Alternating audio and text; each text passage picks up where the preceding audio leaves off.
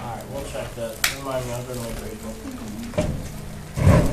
Alright, pass up yesterday's worksheet. Any questions on that?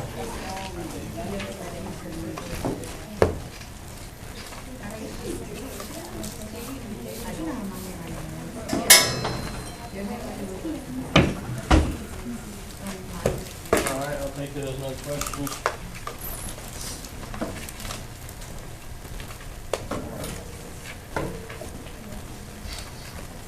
Alrighty.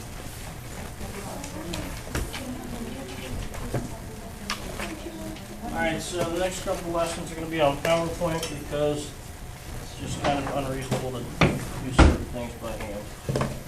So, here we go. We're going to talk about carbohydrates. Basically, the next 4 days, we're going to talk about the stuff that we're made out of. Carbohydrates, fats, proteins, and DNA. So today's carbohydrates, write this down. Clearly, they mean carbon, hydrogen, and oxygen.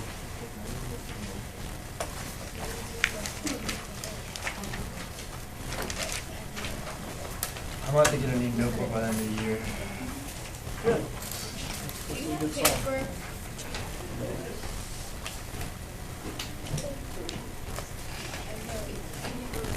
Ask me sometime, like when I don't have class, and I can check in the science office and maybe stacks it. Alright, so carbon, hydrogen, oxygen, that's what carbohydrates are made of. Originally, people thought it was carbon with water molecules attached, and they found out that wasn't true. Although the ratio is the same as water molecules. Everybody ready? One sec. Alright.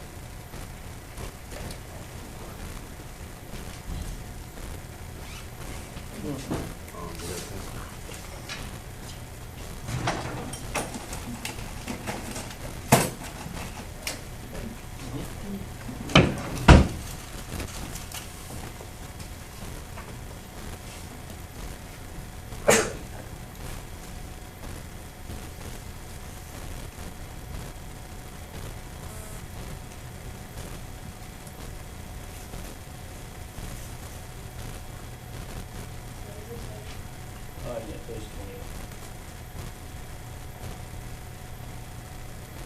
So basically, the carbohydrates that we're going to be talking about is sugars and starches. That's what this section is about. Alright, so monosaccharides are the basic unit of carbohydrates. Mono means one, saccharide comes from the Greek word for sugar, so basically means 1 unit of sugar. These are 4 common monosaccharides: glucose, fructose, lactose, and ribose. The first 3 are 6 carbon sugars. The last one are 5 carbon sugars.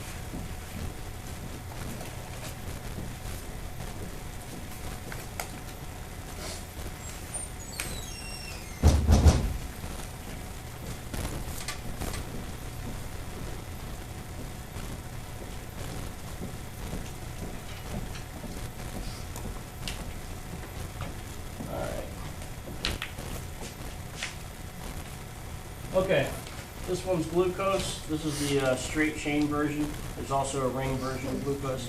This one is fructose. Yeah, go ahead and draw both of them. You'll notice this is kind of in between. You just sit it right there. This is sort of in between the old way of drawing it and the skeletal structures. So we do have the carbons just there, but then they wrote in the hydrogens and the hydroxides. So, you know, it is what it is. But yeah, go ahead and draw both of them.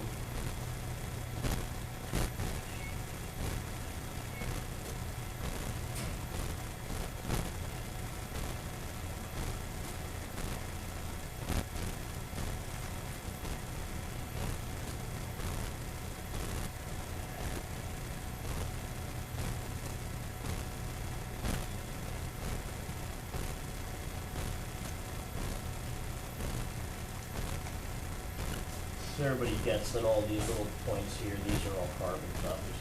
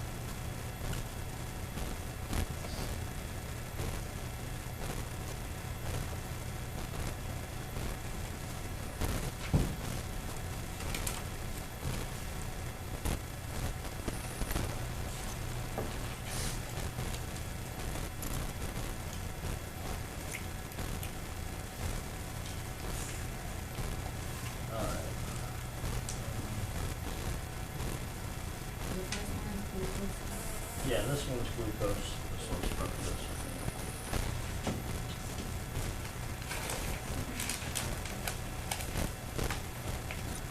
One thing you'll notice about these is they both have the same formula, but just different shapes. Like most of your monosaccharides are going to be C6H12O6. Now, where we have these double bonds at, right, one of the bonds can come loose and connect to a carbon somewhere else, anything here. And so that's what happens, these pieces as they're floating around, they randomly break up into straight chains, and then the two ends kind of grab onto each other sometimes, and connect again and form a ring. So there's also a ring version for both glucose and fructose. So go ahead and draw these two. It's the same formula, but the double bond is broken and the ends connect together. So they kind of exist in this equilibrium with a certain percentage being straight chains and a certain percentage being rings.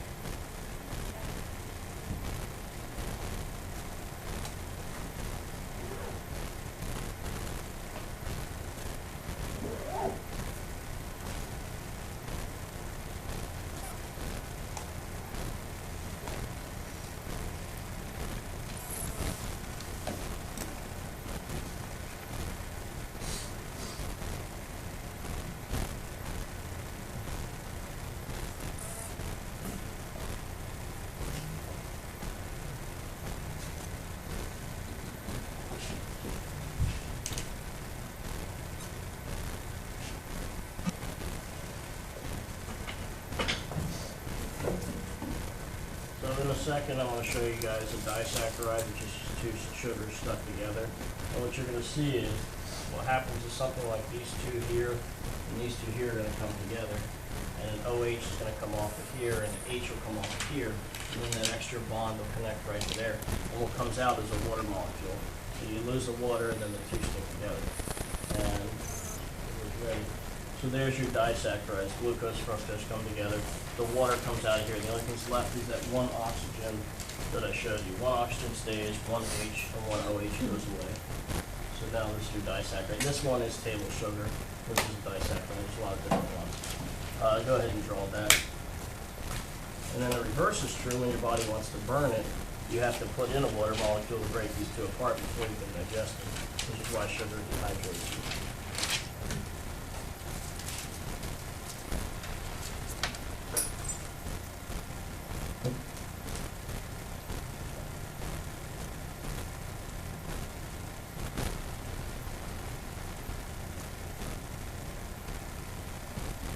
Table sugar is called sucrose. There's a couple of names for it.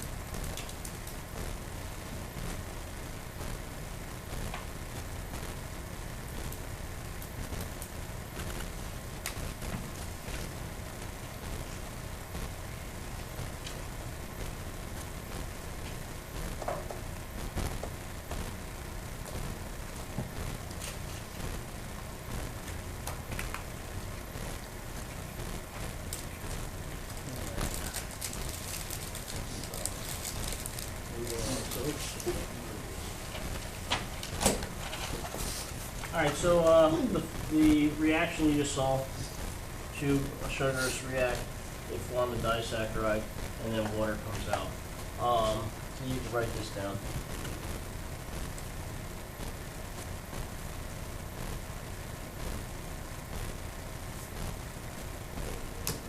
This would be the building up process that happens inside of plants.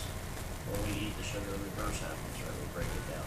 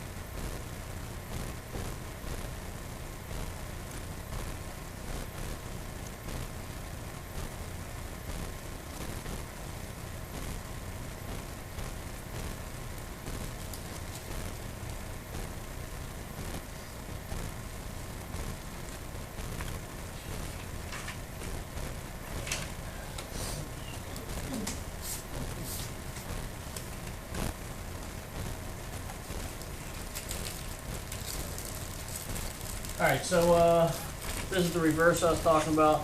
The disaccharide, when you eat it, it goes through a decomposition reaction as you digest it. So you take the disaccharide, you add water to it, and it breaks down into monosaccharides, and then your body further breaks it down to get more out of it. So like I said, this is why when you eat sugar, it takes water out of you to break the sugar down into monosaccharides. That's why it dehydrates you. You can just write the bottom part down if you want. It's just the reverse of the first reaction. First one's a combination reaction when the sugar's made. This one's a decomposition reaction when the sugar's digested.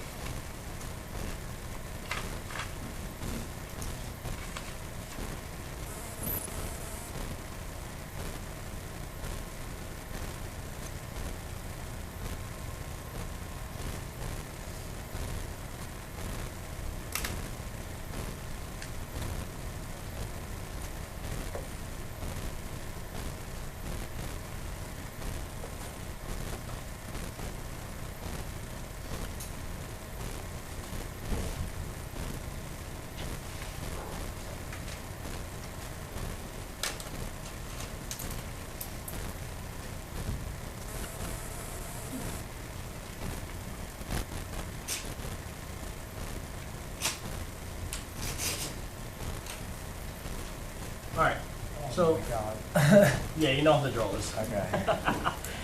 So, polysaccharide, a starch is a form of polysaccharide. So what I want you to think of here is these individuals are monosaccharides, they're sugars, right? Just like yesterday we talked about polymers and monomers. The monomer is one little piece and a polymer is a big long chain. While a polysaccharide is a polymer of sugars, and the monomers are the individual monosaccharides. So a starch could be made of 100 sugars or 1,000 sugars or whatever. Now each of these little bonds are the same bonds we just saw on the last page. So what do you need to break each of these little bonds? Well, you need to add water into it. So when you eat a starch and it's got 100 little monosaccharides like this chained together, you have to use 100 molecules of water to break these down. So it's going to take a lot of water out of your body to digest the polysaccharide. Go ahead and write these down. These are all polysaccharides. Starch, glycogen is the way that your body stores energy. So plants use starches, they chain them together like that. Our body kind of puts them together. Glycogen is shaped more like a snowflake where it kind of spreads out in every direction, connects a bunch of monosaccharides. And then cellulose, another form. And so all three of these are polysaccharides. Cellulose is not for energy, it's what the cell walls of the got from plants.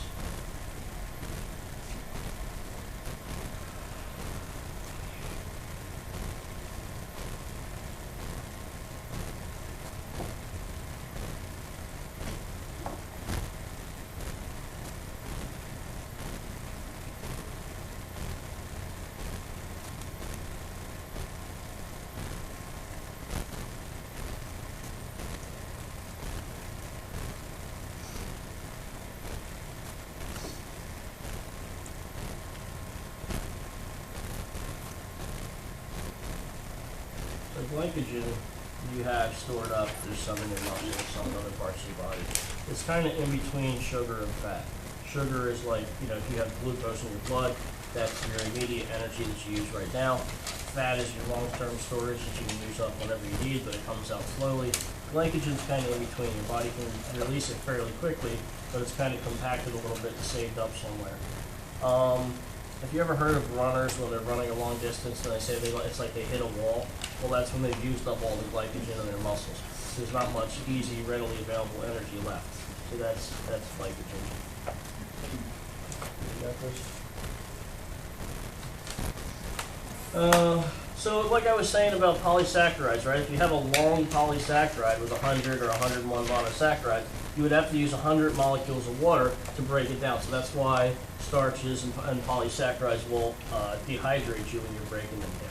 That's why you got to drink a lot of water if you're using up a lot of energy.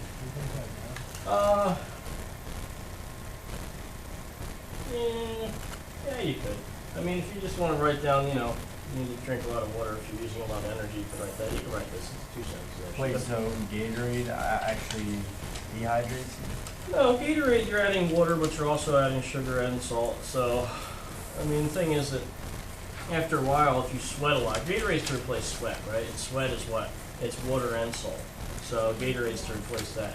And then it gives you some more sugar, which is, energy. So, but I mean, you only need Gatorade if you're like running and sweating like crazy for a long time. If one of those crazy people who runs 10 miles or something. I wouldn't trust that. Probably. Yeah, but I just love running. My passion. That's all I do. Yeah. They say the guy who ran the original marathon dropped dead when he was done. But he ran more than 26 miles. He ran from Marathon to Sparta, back to Marathon, and then from there to Athens. That last part was 26 miles. That has nothing to do with this. Why did you die? Huh? Like, did you not have anything going in? Well, from exhaustion, because from Marathon to Sparta was like, I don't know, 70 miles round trip. On the way back, he stopped off this little town called Platea to ask them people for help. Then he ran the marathon. Then he ran the Athens. So it was like Wouldn't his 160 body miles. shut down before like? I don't know. I think it was over a couple of days. I don't really remember. Nobody knows if the story's really true. I mean, it's 2,500 years ago. He just made stuff up back It's then. probably made up. Yeah. The battle actually happened. I think. I guess you really don't know if anything happened before you were born, right? All right, ready? All right.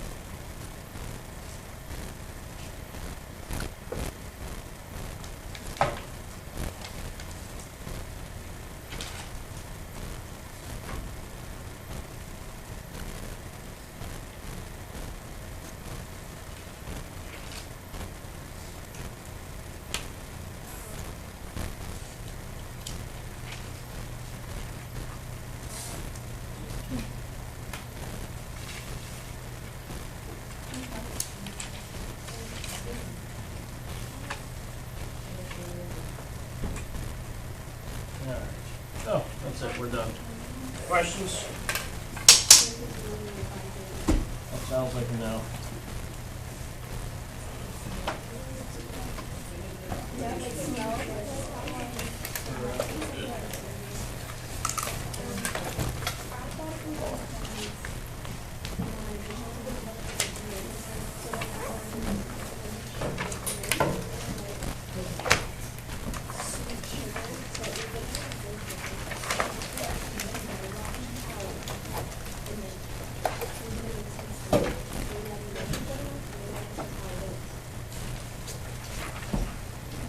Oh, can you stop the camera there, Mohammed?